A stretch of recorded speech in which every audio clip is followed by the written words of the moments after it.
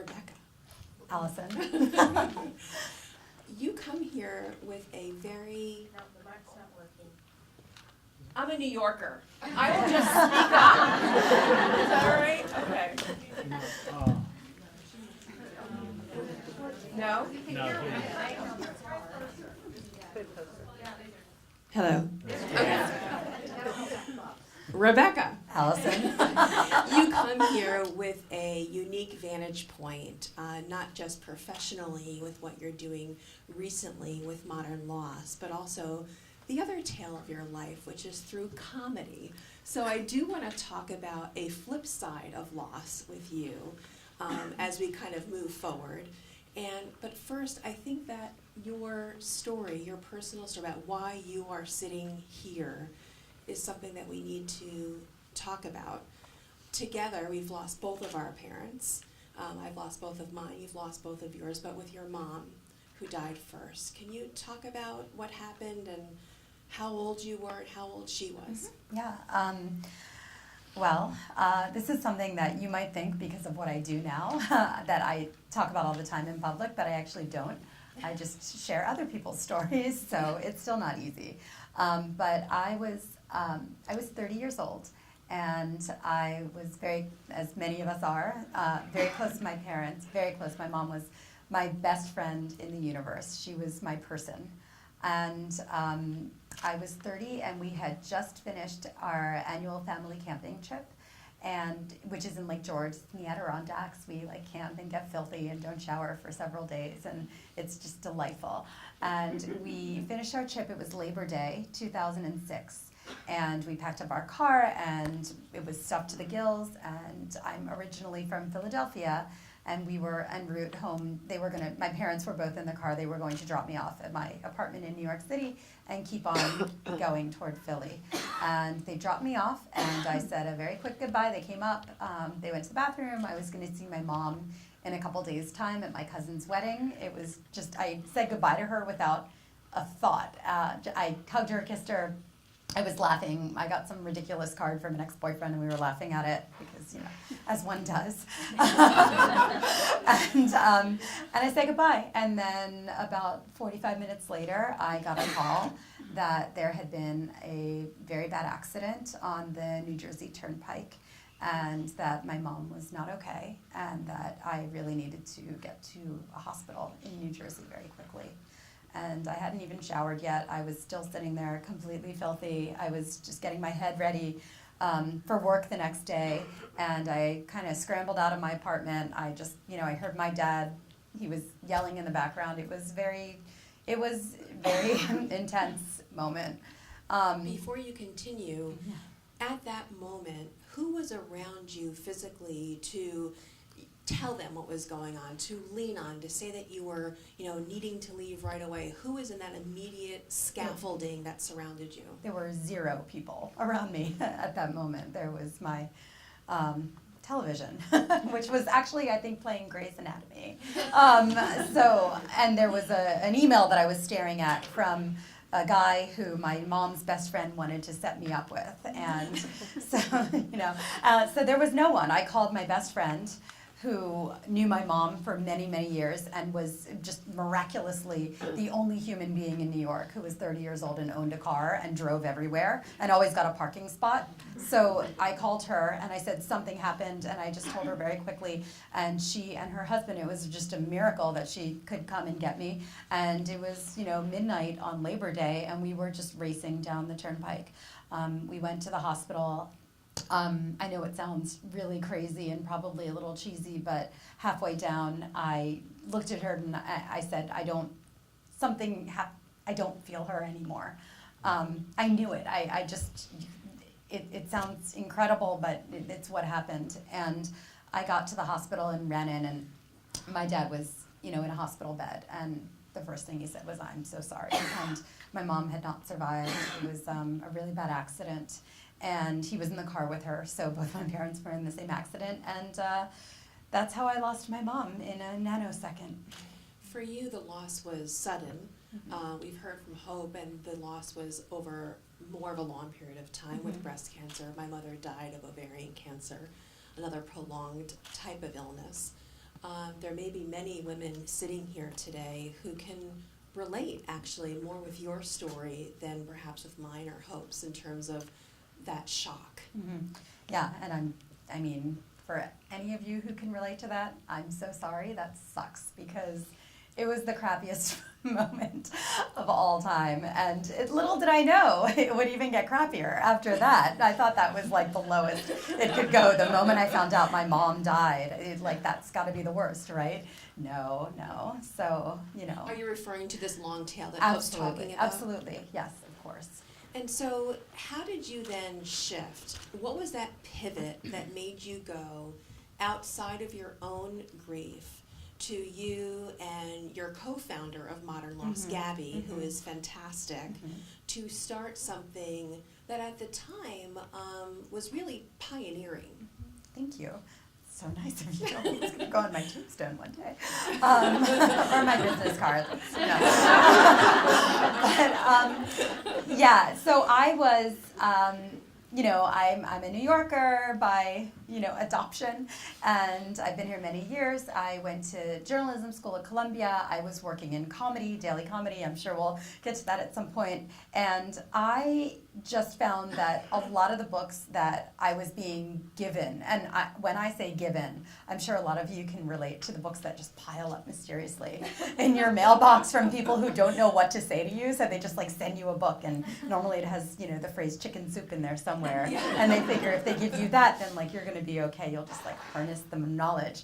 A lot of those books ended up serving as really nice doorstops in my apartment because first of all, I didn't have the wherewithal to read anything. I was just in a really bad place. I was not in a good place, and for a really long time. And it got a lot worse for a long time before it got a lot better. And then it got worse again, and then it got better. But I got to the point where I really couldn't relate to a lot of the materials that I was reading. A lot of the books that I was leafing through, a lot of the websites that I was going to, a lot of them were very clinical, objectively very clinical. I was self-diagnosing on the DSM-4, which I definitely don't recommend anyone doing. And it turned out the only thing wrong with me was that I'd lost my mom, and I was really sad about it. But and not just clinical, but cursive writing. Cursive writing, and very lavender and pink. Exactly, very a haze. Songs. Yeah, I felt like I was kind of watching one ongoing Barbara Walters special on the web, and I didn't want to read a platitude. I didn't want to be assured of anything, except for the fact that, I didn't want to hear, it takes a year. People seem to know online and offline what they were talking about, but it turns out that no one knows what they're talking about, right? Because everyone's loss is their own. There are a million different permutations and combinations to loss. And the only thing I wanted to read was that I wasn't going to be wallowing in this, in the 7th level underground for the rest of my life. I needed to know from somebody and from a lot of other people that it was somehow going to be really good, that I had a lot of life left, and that somehow I was going to get to live that really well, that I hadn't lost everything at the age of 30. And, I just really wanted something. I like to consider myself an optimist. I like laughing. I wanted to be assured that I hadn't lost myself. I was still me. I could still crack a bad joke, or drink a beer, and also be really sad that I lost my mom. And so I got to the point where it just struck me as a journalist, as a producer, as an editor, that this was something that I could do. But I wanted there to be enough space between my mom's death and when I launched Modern Loss, so that it wouldn't be, the Rebecca therapeutic project. This is not what it is. Well, let me give it a plug, because it's fantastic. Sure. Your tagline is Candid Conversations About Grief, Beginner's Welcome, which I love that. And the reason why I think it's important to talk about, maybe many of you have not been on the site, but it's a myriad of voices, not just one. They're certainly not clinical. They feel very conversational, as if you're really talking to your friends. And so it's a digital water cooler to surround yourself with support. Yes. Intentionally so. Yes, it's. I love that description. It's a digital water cooler. It's a place where I, along with Gabby, we publish it, we edit it, we have way too much work on our plates, but what we don't do is, this isn't our story. This is a platform that we've created in a community that's grown out of it for people to share their stories, which get the chance to be very, very well edited, I must say, by one of us or by one of our many contributing editors, so that it really becomes this beautiful narrative of the mess that loss really is. And as Hope was saying, there's this long tail of loss. This site is not just for, you just lost your mom, you just lost your sister, go to this site. This is actually for the long arc of loss. It's for, something I'm sure will happen in the next week. I lost my mom 10 years ago, and I'll be brought back to that moment. I'll cry grabbing an Aunt Jemima bottle or something. And that's what this site is for. This is for you, because those moments exist. There are infinite sneak attacks that lay in the road ahead, and not only just sharing your story of the mess that this is, but also the fact that, you have a lot of life left and it will somehow be okay. There is so much that you can do, not just not just in spite of, but I think because of your loss. It's a fuel of growth. Yes. Hope was talking about too in terms of a platform, almost a springboard to moving forward. And I wanted to talk about the site also as being quite irreverent. At times, there's a little bit of sass to Rebecca's and Gabby's website, which I actually really appreciate. We don't normally think about humor being a part of this conversation, but I think it's actually really uplifting because it's surprising. And I want to give a little bit of background to you and the other part of your professional life is that you worked for Stephen Colbert. You were working on the Colbert Report. And so you come from that humor background, and humor has actually been a part of your healing process, I would say. Can you describe, before we get to our little fun, where you think humor has a place? Does it have a place? When does it have a place? Is it ever too soon to have humor? I think that you can laugh the second you find out that someone dies. I think that there is no right or wrong to any of this. I think anyone who tells you what's right or wrong has no idea what they're talking about, and you should either tell them that or just walk away or say thank you.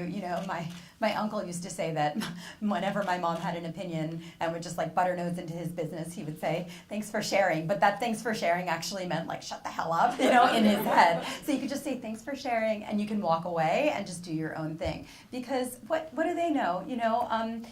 To laugh is to be human. I think that there's a release. I just read an article actually the other night because I have a 3-year-old and he's been having some bad dreams, and I try and get him very calm before bedtime so he sleeps well and peacefully. But I just read this piece about how actually laughing and being raucous before bedtime for a little kid is really good because it lets them release all the nervous energy and some of the fear that they might have about going to bed. Laughter, I'm not the first person to say this, it's the best medicine. And I had the great honor of working for Stephen Colbert. When my mom died, I was at the Colbert Report. And imagine this, you just found out your mom was killed in a car accident, and then you have to go to work and pitch comedy ideas. So that was challenging, I'm not going to lie, but it was a salve in many ways because it forced me to laugh, and that for me was kind of my sanctuary. But what I learned through Stephen is that I think that sometimes the toughest themes are best served with a heavy dose of levity. It's, how the best way that we absorb politics and the realities of what's going on these days. If you're trying to explain the tax code to a layperson, do it through humor or through song. They're gonna get it. So what we try and do on the site is, we're sassy. I like that word. We're irreverent because that's who we are as people. I think that there's no crime in laughing. There's no crime in gallows humor. And what I like to talk about too is the word and. And is the most powerful word. You can be mournful and laugh. You can miss your mom and go forward and have a great time. You can do everything and. Yeah. And's a really powerful word because it's not, before and after, black and white. There's room for both. Right, there is. So there's one thing that you and I had spoken about Rebecca joined me for this incredible workshop at Kripalu, which is a beautiful holistic yoga center up in the Berkshires. And you talked about humor and loss, and there's one thing you talked to me about, an object, a memento that reminds you of your mom, that if you do have little children and you're watching this online years from today, or there are lots of HBO women who are now watching this live across the country. Oh, wow. If you do actually, care about, poor language choices, this would be a time to cover your ears.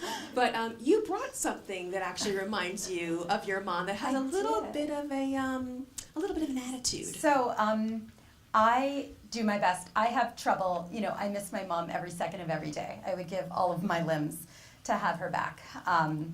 It was a terrible, violent loss that I will never get over, as Hope says. I will never be over it.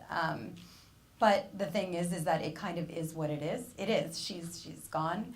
She's not here physically, so I try and carry her spirit with me, her energy. She had the best energy of anyone I've ever met, and so there's an object that I keep in my medicine cabinet, and I look at it frequently because now I have a toddler and a 7-month-old, and so I need the serenity now moments. And I would love to, it's a bar of glycerin soap. And it's so old that it's like craggy. If you were wondering why you were carrying a bar of soap with you. Bar of soap. And I wish, it has a word that just is so helpful and meaningful and powerful to me, and I wish I could say I was quoting Proust, but instead it just says fuck. And I'm sure Proust said that from time to time. I mean, he wrote some difficult stuff. I'm sure he had writer's block.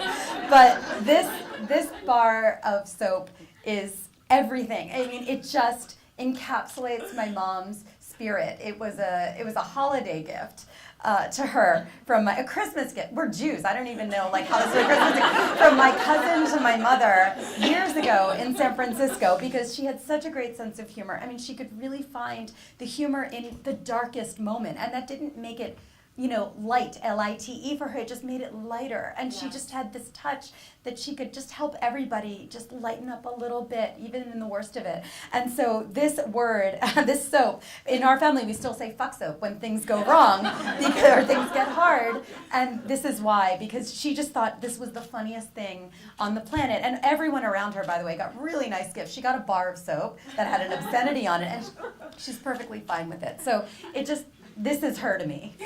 Sorry, Mom. So the really important question that's on all of our minds is how do we all get our own fuck soap? I'll send everyone the link. I just think that, as I think you and I were chatting at Kripalu, that you guys have seen the Sex and the City movie where Carrie says, she's jilted at the altar, and she asks Samantha or Maria, I don't even remember, will she ever laugh again?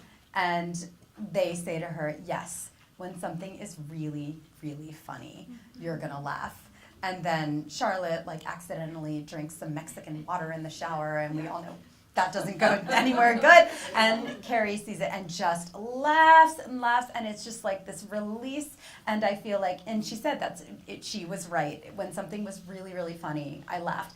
And so I just feel it's okay to not know how you're going to glean levity from your loss.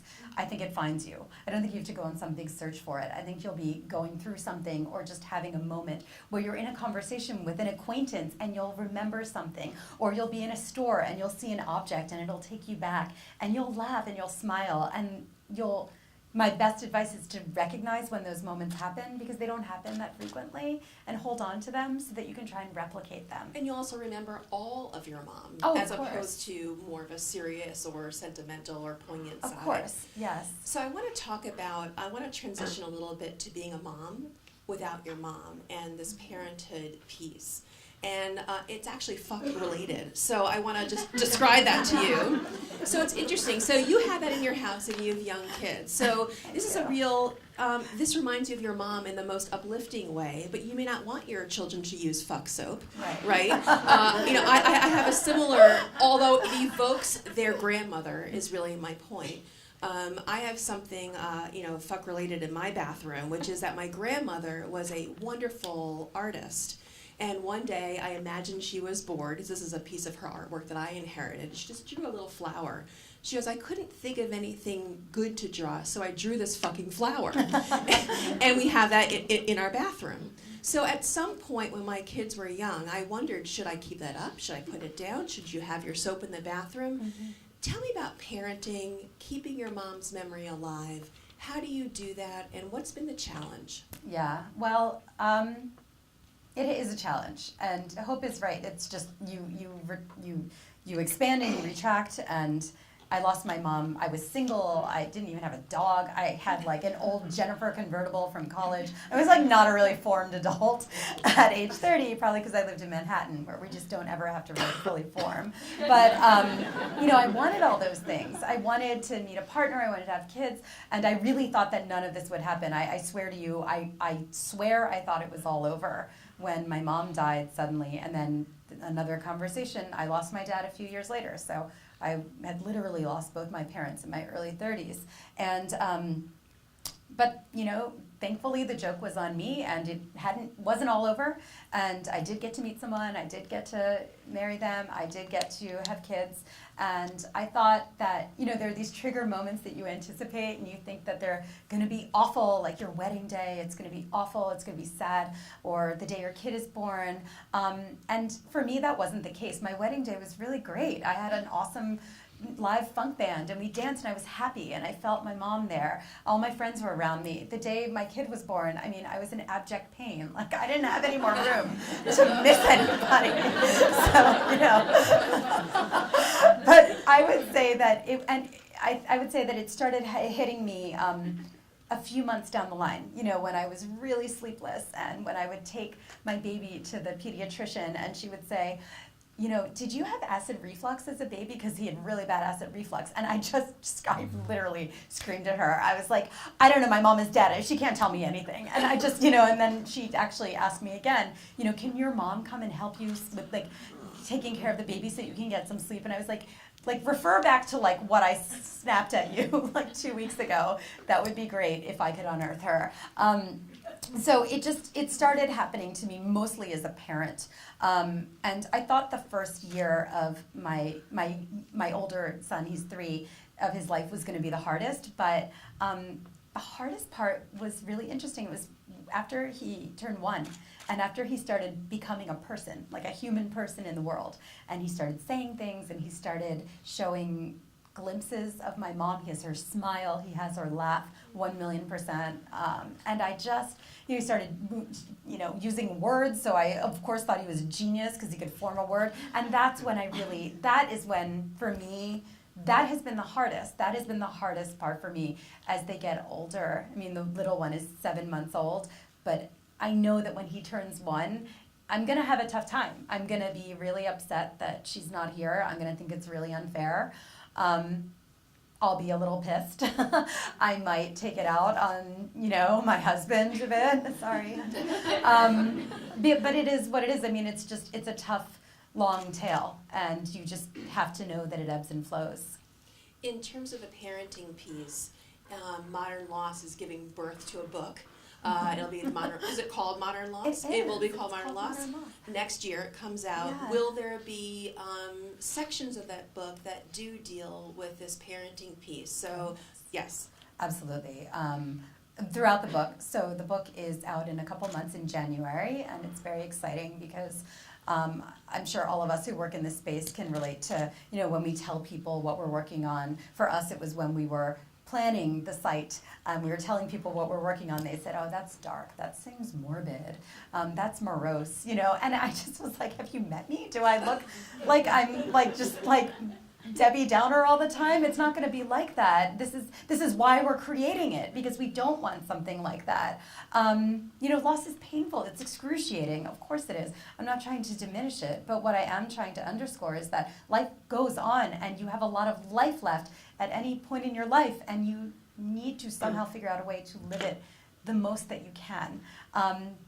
And so in our book, we have all types of loss. It's divided up into chapters that are thematic as opposed to chronological, and we have this huge variety of voices. Both Gabby and I wrote extensively for the book, but we also have 40 contributors who have written about losing their mother, about losing a child, about losing a friend or mentor, and they just approach it from, sex, tech,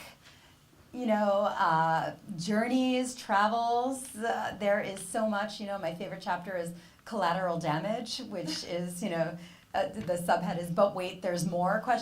Because all the things that you don't think are going to come out of loss, but do. So yeah, we address it very heavily in the book. And so how can we all support you? If we wanted to know when the book is coming out, get on that email list, what would you suggest? The book's out in January, and I think there's a galley outside that people can leaf through, and you can sign up for the newsletter there. So we have a newsletter that is not, oppressive. We won't send it out too much, but just to keep you up to date with our latest pieces.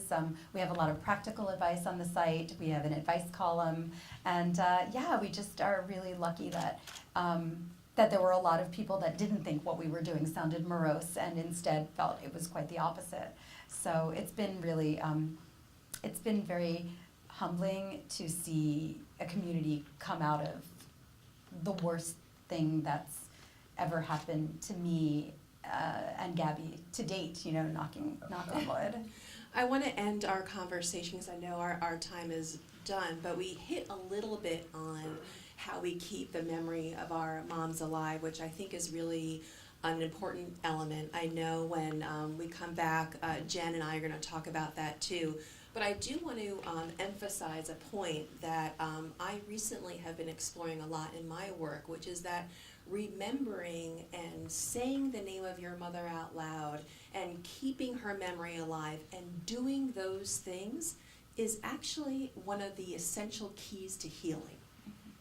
That it's actually prescribed as something that you should be doing, you should be remembering in order to keep that relationship solid, to keep it going, and that it's not sticking you, it's not keeping you back, it's actually enabling you to propel forward. And I just wanted to end by saying thank you. Oh. You are a ray of light, you are funny, and we are all so grateful for your time, Rebecca. Thank you so Allison. much.